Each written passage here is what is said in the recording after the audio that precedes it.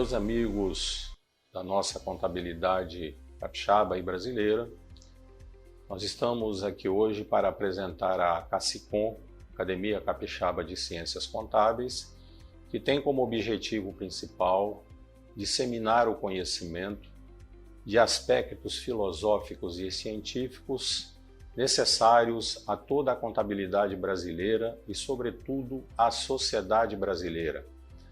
A nossa academia que nós estamos aqui apresentando hoje, ela foi constituída em fevereiro de 2018 com esse propósito, ou seja, levar a toda a nossa classe contábil, e quando nós falamos em classe contábil, nós nos referimos aos profissionais de contabilidade, aos professores de contabilidade, às faculdades de contabilidade, aos governos estaduais e municipais do nosso estado e, sobretudo, disseminar então esse conhecimento no seio de toda essa composição da nossa sociedade. A academia constituída sem fins lucrativos é uma organização de natureza social e já tem o seu site à disposição através do www.acacicom.org.br, à disposição de todos vocês com trabalhos científicos que ali vão estar brevemente à disposição de todos. Queremos informar ainda que essa academia nasceu do esforço dos nossos profissionais e abnegados professores do nosso estado, que nós destacamos entre eles o professor Valsemiro Nossa, a professora Silvânia Neres Nossa, os professores Fernando Caio Gaudi e Fábio Moraes, os professores Hércules Freire, os professores Eduardo Pinheiro e Humberto Rosa de Oliveira, ainda os professores que nós consideramos fundamentais para a nossa atividade, Eduardo Pinheiro, José Eduardo Zanotelli, José Elias Feres de Almeida, a membro do nosso Tribunal de Contas do Estado, Simone Velten, e esse pessoal, então, resolveu constituir essa academia, sobretudo com a necessidade de que ela faça o seu papel na nossa sociedade. Não podemos nos esquecer da professora Carla Tasso, que é uma empreendedora de natureza de levar o conhecimento aos nossos profissionais através da sua empresa. Então, nós estamos iniciando hoje esta atividade que vai estar disponível através do curso Webinar, que estarão disponíveis no nosso site conforme informamos. Esperamos que todos tenham o interesse em aprender, em aprimorar e até trocar informações com a nossa academia através do nosso website. Informamos que vocês poderão fazer qualquer comentários a respeito desses cursos, fazer indagações aos nossos palestrantes e prontamente nós estaremos aptos a responder naquilo que for necessário. Espero que vocês também nos ajudem a divulgar esta academia. É uma academia nova, recém-constituída, e ela estará à disposição de todos vocês, de toda a classe contábil, não só capixaba, mas também brasileira. Espero efetivamente que vocês façam bom uso deste material e os coloquem em prática na sua atividade profissional, quer seja como contador, quer seja como professor, quer seja como educador de forma geral. E não se esqueçam de procurar sempre os eventos que nós iremos promover a partir de então e serão divulgados através dessa rede social chamada Webinar. De forma que então nós estaremos sempre à disposição e, por favor, nos acompanhem, nos ajudem a desenvolver em todo o território nacional a contabilidade que tanto precisa de novos conhecimentos. Muito obrigado a todos.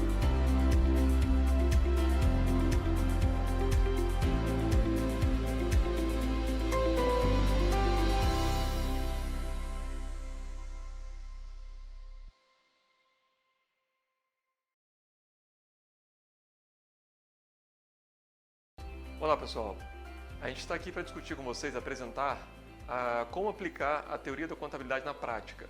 E para isso nós vamos utilizar o exemplo do ativo como uma possibilidade de entender como é que eu interpreto o conceito contábil e consigo fazer um link entre a teoria e a prática do mercado. Então a ideia desse vídeo é apresentar como a teoria está alinhada com a prática e pararmos com aquela impressão que na prática a teoria é diferente ou na prática a teoria é outra. Então esse vídeo busca desmistificar um pouco essa questão teoria e prática na contabilidade.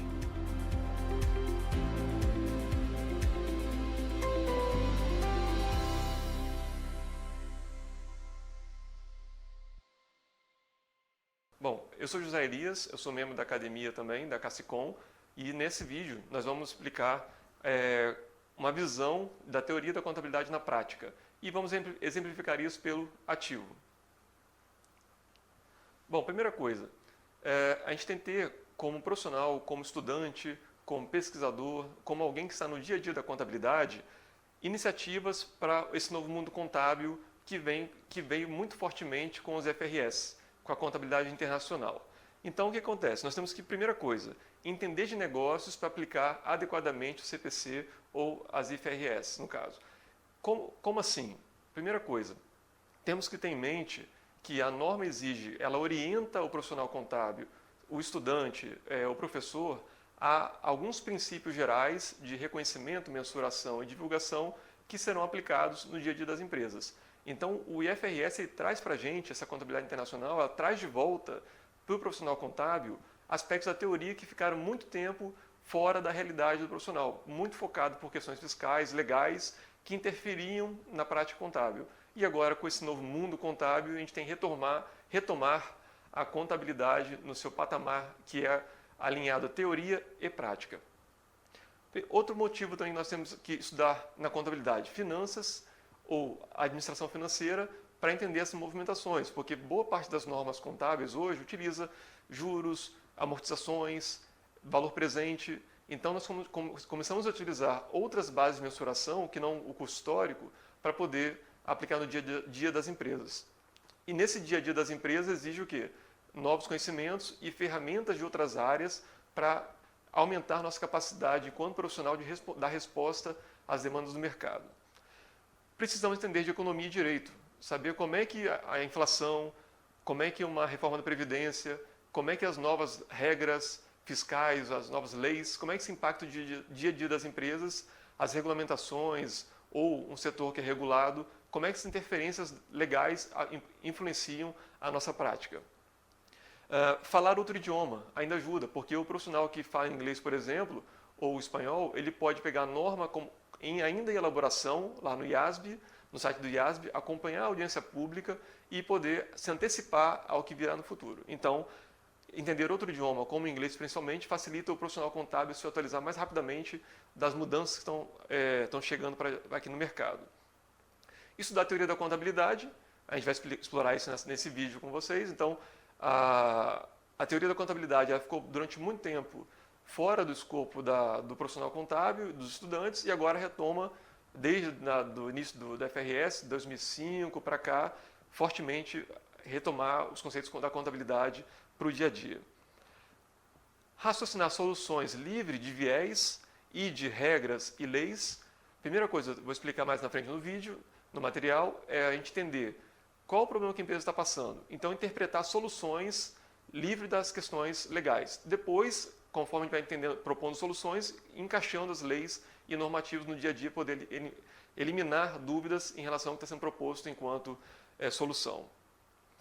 Atitude e iniciativa, quer dizer, o profissional contábil, desde a minha formação, nós estamos acostumados a ficar no canto da sala, quieto, em silêncio, ou no escritório trancado, e nós temos que ter mais iniciativa de se expor, de correr mais risco e de tentar explorar o nosso conhecimento e informar melhor clientes, alunos, parceiros do que está acontecendo. Então, atitude e iniciativa ajudam muito nesse momento para a nossa profissão. Vontade de estudar e ler. Então, se a gente ficou muito tempo sem estudar, agora é a hora, voluntariamente, ou daqui a pouco, de maneira forçada, conforme vêm as leis, a nova regra de educação continuada do profissional contábil, que já atinge boa parte dos profissionais, e daqui a pouco vai chegar para todos os profissionais, professores, exigindo o quê? Uma atualização constante dos profissionais, professores, estudantes. Isso ajuda para todo mundo a melhorar a formação e conhecimento na área. E dedicação, dedicação, dedicação. A profissão contábil exige já do contador, do profissional contábil em geral, buscar conhecimentos, entender de normas, e nesse aspecto nós buscamos conhecimento de maneira autodidata, individualmente. Então, essa parte que a gente já tem essa autonomia de buscar dar resposta às leis, a gente vai ter que buscar agora para a nossa formação, para o nosso conhecimento continuado, de educação continuada. Bom, quais são os primeiros passos? Primeira coisa é quebrar paradigma de regras e normas na frente dos conceitos e dos fundamentos da contabilidade. Então, eu tenho que começar a entender como é que eu aplico conceito na prática, que é o objetivo desse vídeo. E nunca, como eu tenho a lei aqui, como é que eu encaixo o conceito na lei ou na norma que está sendo discutida, ou que eu preciso debater com o meu cliente ou com a empresa que tem algum contato. Mudança de mentalidade, então eu tenho que flexibilizar tudo o que eu aprendi, ou melhor, talvez aprender a desaprender para reaprender a norma contábil nova, que exige essa questão toda da teoria da contabilidade no dia a dia. É um processo de transformação do status da profissão, então a gente deixa da resposta para fins fiscais somente, para atender leis e regras, para começar a propor soluções, melhorias nas empresas, ajudar as empresas a crescerem. Então esse é um dos pontos principais desse momento da profissão. É levarmos informação para que o decisor, o gestor, o executivo, o proprietário da empresa possa tomar decisões melhores para poder o seu negócio crescer. E não somente dar resposta a reguladores, ao governo. E aprender a exercer julgamento, que a gente vai explorar um pouco também. Nós somos muito focados em qual que é a tabela do fisco para depreciação, qual que é a regra fiscal para isso ou para aquilo, mas esquecemos de como eu tenho que aprender a exercer julgamento quando eu não concordo com o que a lei orienta, já que nós temos que focar na essência sobre a forma nessa nova contabilidade. Então, a regra jurídica ela fica em segundo plano, desde que a essência do negócio tenha mais informação e mais conteúdo para quem é o investidor, para quem é o credor da empresa e para os próprios sócios da empresa. Bom, aquela velha discussão que a gente sempre escuta em palestras, nas aulas e conversando com muitos profissionais. Na prática a teoria é outra, ou a teoria explica a prática, a grande questão que sempre surge por aí. Primeira coisa, se a teoria não explica a prática, pode ocorrer duas coisas. Uma é, eu estou usando a teoria errada, ou eu não conheço a teoria. Porque a teoria, de maneira geral, ela explica as práticas, ela explica o funcionamento do mercado, explica o comportamento humano, explica as doenças. Então, no geral, nós temos uma distribuição, desde da estatística, lá, da estrutura da distribuição normal do Gauss, em que muitos fenômenos tendem a o quê? Uma distribuição normal. Ou seja, as teorias elas explicam boa parte dos comportamentos, como as coisas ocorrem. Só que nem tudo está dentro dessa distribuição normal. Por exemplo, quando o governo vem com uma lei nova, essa lei não está prevista na teoria. Então, uma lei, uma norma fiscal ou legal, ela pode impedir a aplicação daquele conceito, daquela teoria, daquele fundamento. Então, essa ideia, a gente buscar entender como é que a teoria pode explicar a prática, mas quando vem interferência legal ou fiscal, que é um problema para a gente, porque não faz parte da teoria isso. E temos que aprender a separar o que é teoria e o que é prática. Por que precisamos, então, de contabilidade no mercado, no dia a dia? Primeira coisa, assimetria informacional entre os agentes. Nem todo mundo tem a mesma informação. Então, a gente está aqui gravando esse vídeo, a gente não sabe o que acontece na sala ao lado. Então, essa informação não é completa para todo mundo. Então, a contabilidade ela vem de maneira para poder quebrar essa simetria, reduzir a simetria, principalmente entre empresas e seus sócios que estão fora da gestão do negócio, empresa e credor, credores executivos, então, acionistas e executivos. Então, esse momento é bom para a gente entender qual é a função da contabilidade no mercado, na sociedade. Bom, auxiliar na tomada de decisão nas entidades.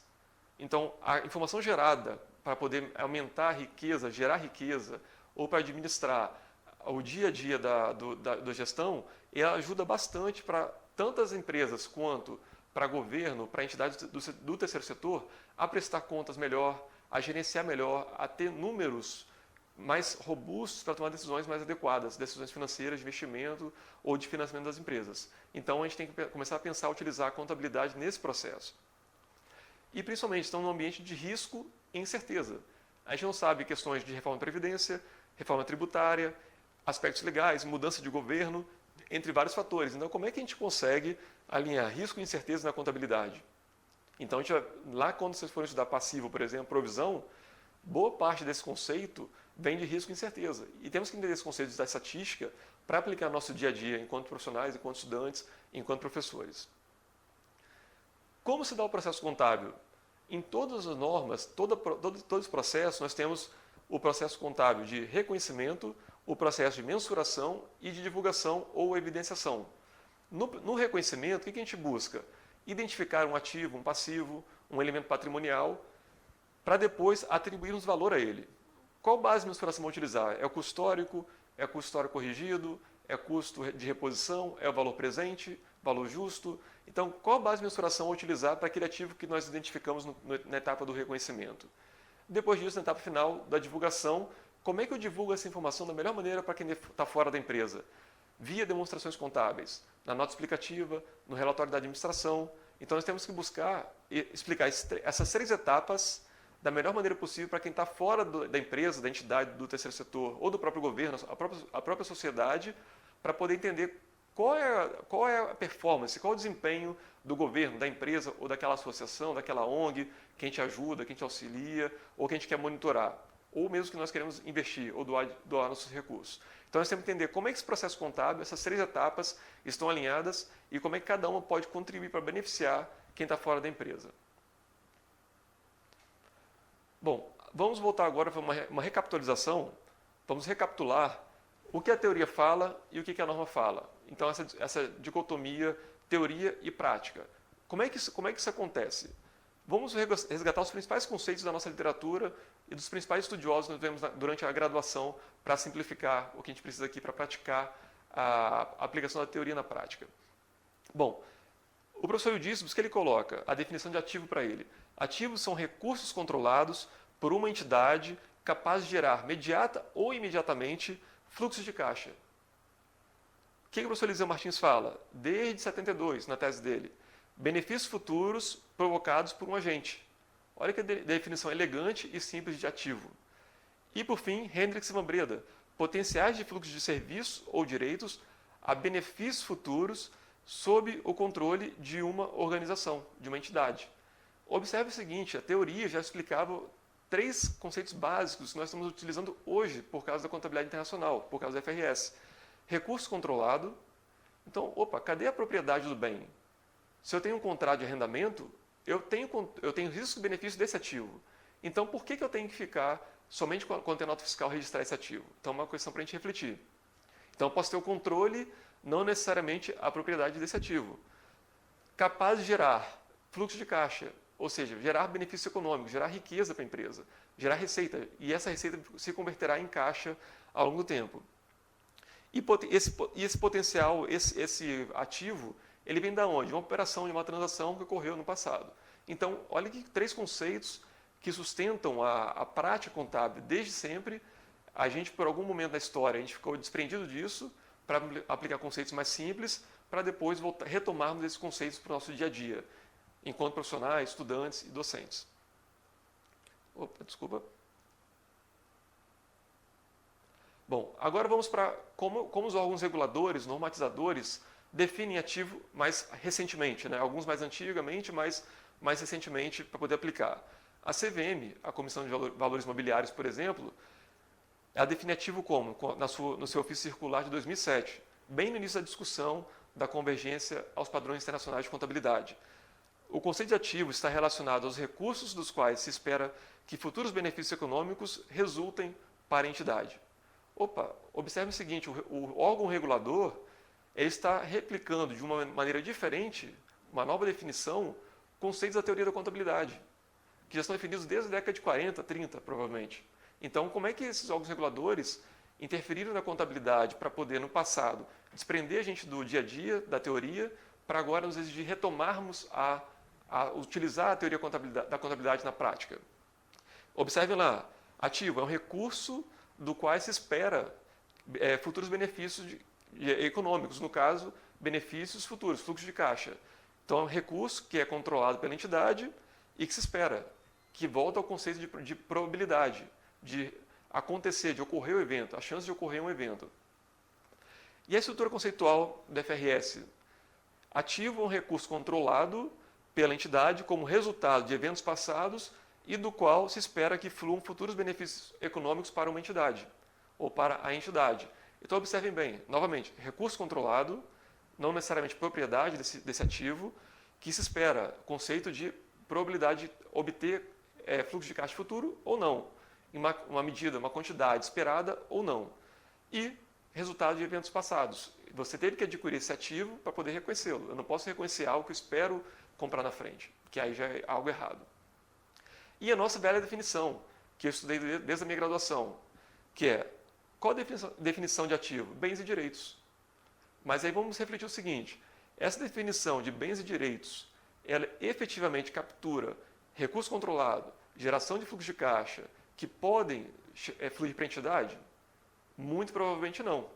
Então imagine você na seguinte situação, você tem um carro muito antigo, e esse carro você comprou por 10 mil reais, você tem a nota fiscal de 10 mil reais, você comprou ele, mas ele está parado na sua garagem por 6 meses. O pneu está furado, bateria riada, está todo destruído o carro, mas você tem a nota fiscal que vale 10 mil reais. E você quer abrir empresa com esse carro como parte do capital social da empresa. O que você vai fazer? Você entraria com a parte do capital com esse carro, mostraria 10 mil reais e teria mobilizado 10 mil reais, concordam? Não, isso está errado. Porque aquele carro que está na sua garagem, parado e tudo mais, apesar de você ter a nota fiscal valendo 10 mil reais, ele não vai contribuir para gerar benefício econômico para a empresa. Ele vai ficar parado na empresa também ou na sua garagem. Então, essa informação, ele elimina o principal conceito ali do ativo. Você tem o controle, no caso, a propriedade do ativo, mas ele não gera benefício econômico futuro. E nem é esperado que se possa gerar. Então, uma forma de pensar, como é que eu consigo simplificar esse conceito com base na antiga definição de bens e direitos? Então, o conceito tem que ser enquadrado no dia a dia para poder atribuir valor a esse ativo, poder ser reconhecido na contabilidade e depois divulgado para quem está fora da empresa. E aí, qual que é a grande sacada, na minha opinião pessoal, ou a grande visão do que a FRS, no caso a IFRS Foundation, lá, a Fundação FRS elaborou, que é essa estrutura que a gente pode visualizar mais claramente o que eu quero dizer. Observe o seguinte, no cerne da figura, no centro dela, está conceitos. Então, primeira coisa, qual é o conceito de ativo? Nós vimos que é recurso controlado que possa gerar benefício econômico futuro para a empresa e derivado de evento anterior. O que acontece então? Eu tenho essa definição, esse conceito de ativo. Quais são os princípios que eu aplico para poder reconhecer esse ativo? Qualquer que seja um prédio, uma sala comercial, um carro, uma mesa, um computador. Então, o que eu tenho que atribuir para poder reconhecer esse ativo na minha contabilidade? Então, você vai ter princípios de reconhecimento, de mensuração e de divulgação. Observem, sai do conceito, a gente vai para os princípios que influenciam o processo contábil, para depois eu pensar o seguinte, quais são as escolhas das políticas contábeis desse ativo que eu vou adotar? Se é um carro ou um prédio, qual vai ser a taxa de depreciação que eu vou utilizar para poder depreciar esse carro ou esse prédio? Vai ter um valor residual? Qual vai ser o método de depreciação que eu vou utilizar? Isso pode divergir em relação ao que a empresa pretende usar e o que o fisco exige da empresa. Depois na contabilidade, a gente faz os ajustes entre o que é a informação contábil para informar quem está fora da empresa, para gerar a demonstração contábil, e os ajustes fiscais, para poder fazer o que o fisco exige para a gente. Então, a informação nasce pela contabilidade e depois ela é ajustada para as questões legais e fiscais. Depois, qual a orientação de aplicação para dar efeito ao princípio? Então, se eu não tenho nada, se eu estou me deparando com uma situação nova, que eu nunca vivenciei isso, ou que as próprias normas claramente não explicam isso, eu posso utilizar orientações da própria norma para poder aplicar um conceito. E, por fim, vem as exceções que a norma exige, no caso para PMEs, para pequenas e médias empresas, por exemplo, que ela simplifica algumas bases de mensuração, algumas regras para as pequenas e médias empresas, para facilitar a adoção delas, para poder gerar números melhores para os donos das empresas tomar decisões melhores. E, por fim, no final dessa figura, temos as regras. Então, como é que uma regra influencia a contabilidade? Por exemplo, eu posso reavaliar um ativo? Eu posso. Eu posso reavaliar gerencialmente e financeiramente.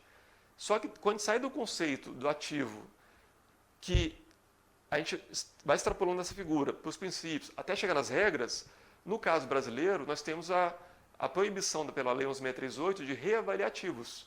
Então, nós temos uma regra no final que proíbe a reavaliação de ativos, mesmo que a norma contábil internacional permita. Então, observe, a gente sai de um conceito, o que é ativo. Aquele carro velho, por exemplo, que está parado na garagem, todo quebrado, se ele fosse consertado, a gente poderia reavaliá-lo. Quem sabe poderia virar um carro de colecionador, que fica numa sala, numa exposição, as pessoas estão dispostas a pagar um ingresso para lá tirar foto com o carro, ele começa a gerar fluxo de caixa para o dono daquele carro ou para aquela empresa. Então, observa bem, a gente poderia reavaliar esse ativo. Só que, para fins de norma contábil, por causa da regra final, a reavaliação está proibida no Brasil por questões legais. Não necessariamente porque a norma proíbe. Então, temos que separar o que é contábil do que, no final, no limite, é a regra, a norma do país influenciando na aplicação dos conceitos. Como é que a gente consegue aproximar isso ainda mais do nosso dia a dia enquanto profissionais contábeis, enquanto professores e estudantes? Na parte superior dessa figura, observe o seguinte, nós temos o elemento conceitual, ou os elementos conceituais.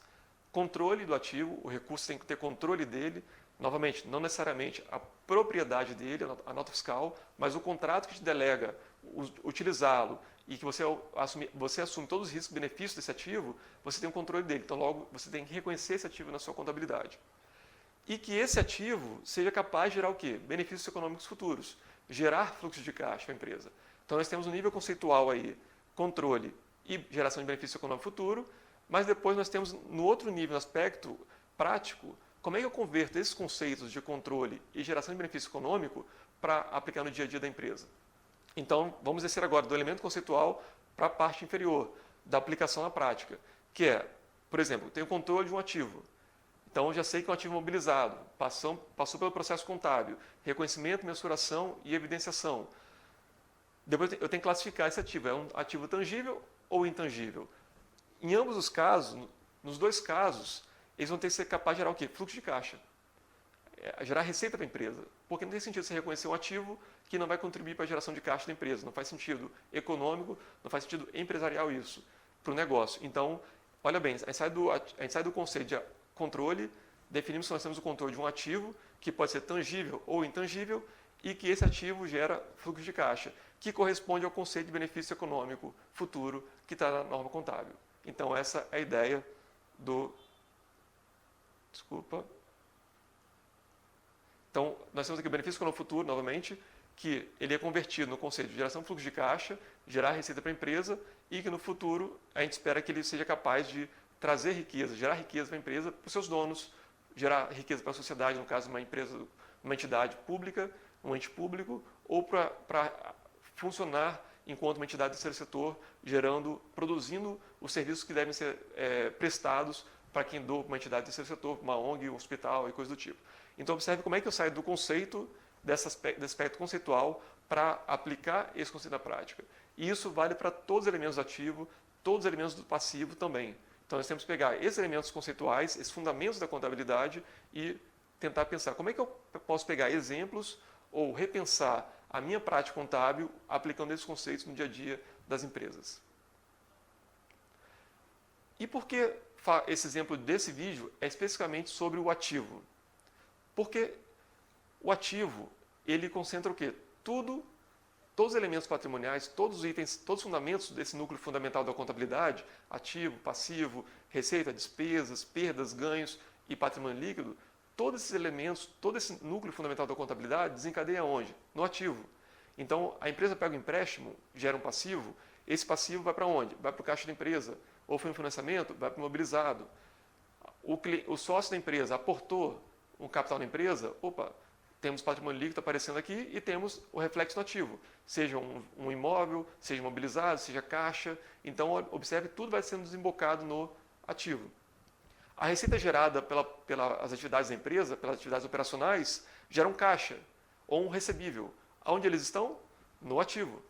E, por fim, os próprios ativos imobilizados, intangíveis, eles são depreciados ou amortizados e geram despesas que vão para o resultado. Ou seja, refletem o consumo desses ativos. Então, essa é a ideia. Tudo desemboca no ativo, seja na geração de riqueza, seja no consumo dos ativos para gerar riqueza, seja no consumo dos ativos para gerar riqueza também, seja por financiamento de terceiros ou próprio da empresa, tudo vai desembocar no ativo. Por isso a importância do ativo como no núcleo fundamental da contabilidade, onde tem todos esses elementos da empresa, do dia a dia da empresa, o ativo passa a ser passa a tomar essa importância para a contabilidade.